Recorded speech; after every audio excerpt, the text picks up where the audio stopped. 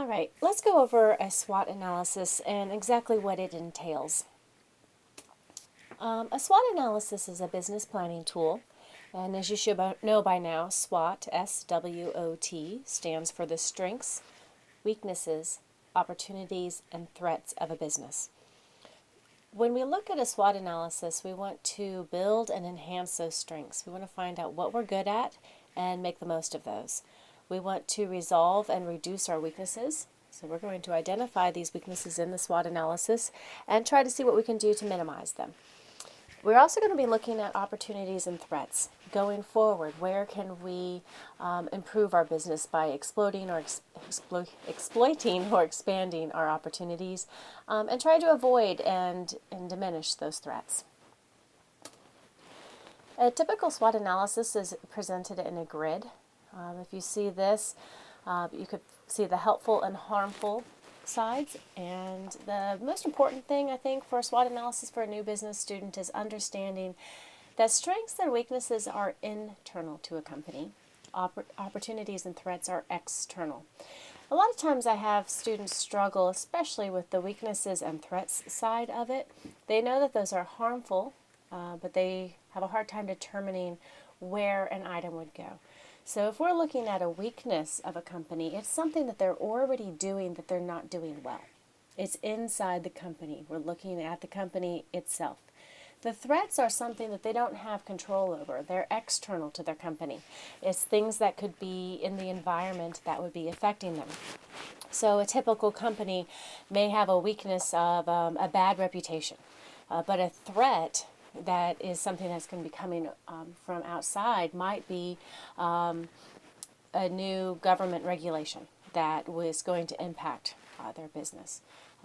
Same on the strengths side. The strengths is internal to the company. We have loyal customers.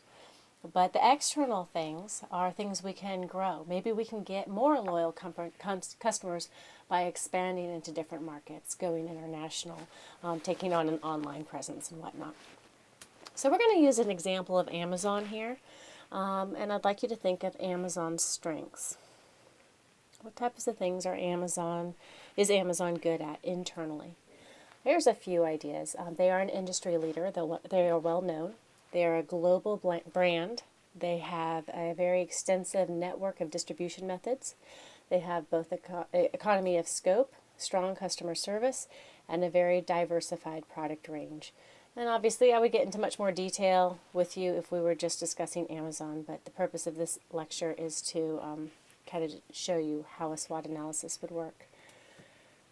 Now, thinking of their weaknesses, one weakness is that they are only online. There's only an online presence. They don't have a brick and mortar store. They often sell at zero margins, meaning they don't make any profit off of some of their products just to retain the customer. They have a very diversified product range, and sometimes that equals brand confusion. If you buy a faulty product from Amazon, even though it may be from a non-Amazon product, maybe it's a Nike product and it performs poorly, you might blame Amazon instead of blaming Nike. That's what we mean by brand confusion. Amazon has a lot of negative publicity out there. They've tried to do a lot of tax avoidance. Their warehouse conditions, their working conditions for their employees are very controversial. They have a lot of history of anti-competitive actions where they are trying to drive another company out of business by temporarily lowering their own prices to get a company out of business. Those are anti-competitive actions. So they do have some weaknesses. These are all things that are internal, the strengths and weaknesses to Amazon. So now we're looking outside of Amazon. What in our environment is going to be an opportunity if we sat on the board of Amazon? Well, we could create a store brand. You know, Walmart has their store brands. Amazon could have an Amazon toilet paper, Amazon paper towels. We could, if we were on Amazon's board, increase a physical presence. We could make a brick and mortar store. We could expand into grocery store sales. That's something that they are considering doing in cities like New York City. We could have more online stores in other countries. We could improve our shipping options. Amazon's playing around with the idea of using drones, Sunday deliveries, 2-hour deliveries. In some states, they even deliver on Sundays at the post office with a special agreement. Online payment options, if they had their own version of PayPal, for example, they could grow and make money that way. They could have collaborations with the public sector. Maybe we could use Amazon to work with education or libraries. And they could offer exclusive offerings, which is something they kind of do around the holidays. You may have seen that with Toys R Us. Certain Lego sets, for example, were exclusive through Amazon. But they could increase those opportunities. Looking at their threats. Remember, these are things they don't have control on, but they but they need to be on their radar. Online security, they could be hacked. Legislation against tax avoidance. Right now, they're kind of in a gray area. They've been trying to pay more taxes, but there could be a lot of things that could hurt them in the future. They could form strategic alliances with competition. I'm sorry, the threat would be the strategic alliances from competition. So maybe think of Barnes & Noble, how they worked with, Nooks. That's a strategic alliance. Just like Amazon and Kindle have a strategic alliance. So there could be more strategic alliances from competition out there. There's more brand competition. Walmart has gained a very strong online presence for selling very similar things to Amazon. Regional low-cost online retailers.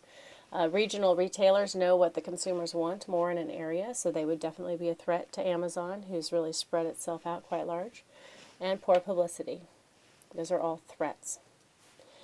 If you're going to put them in a nice little formal SWOT analysis, you would put all those little points in here. A good SWOT analysis should have somewhere between 3 to 5 points for each strength, weakness, opportunity, and threat. So to put this in the context of a sample question, if this was a sample test question, which of the following can be considered as a business opportunity in the context of a SWOT analysis? This was a recent question I used in another class, and a lot of people said qualified employees would be an opportunity. And this is an example of what I was saying, that you have to remember that the strengths and weaknesses are internal. The opportunities and threats are external. Qualified employees are a strength of a company, and that definitely has a place on the SWOT analysis, but it would fall under the strength. Good production facilities, again, that's a strength. Low turnover rates, a strength. But favorable government regulations we don't have control over. So that's going to be an external environment that is going to fit in either the opportunities or the threat side. Because it's favorable, we know that that's an opportunity. If it was unfavorable government regulations, we would put it in the threat side of the SWOT analysis. If you'd like to know more about Amazon, there is an amazing BBC documentary video, and it's called Amazon Retail Revolution. Obviously, you can't click here, but if you would like it, send me an email or go to YouTube and look at the do a Google search for this, Amazon Retail Revolution, or a YouTube video search. All right. I hope that helps a little bit. I'll provide some more information shortly. Thank you.